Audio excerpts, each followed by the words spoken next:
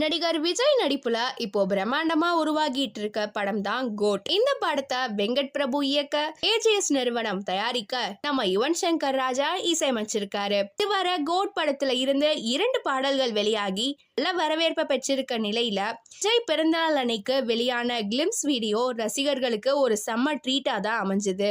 நிலையில 3வது பாடல் விரைவில் வெளியாக இருக்கிறதாகவும் தகவல் வந்திருக்கு.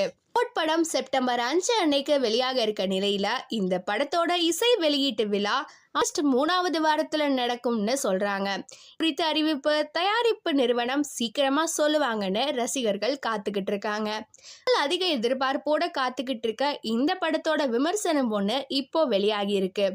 விஜய் கோட் படத்தோட முதல் பாதியை பார்த்துட்டதாகவும் பார்த்து முடிச்சதுமே படம் தெரிக்குதுன்னு அவர் தெரிவிச்சதாகவும் தகவல் வந்திருக்கு. படம் வேற லெவல்ல இருக்க போதுன்னு ரசிகர்கள் குஷி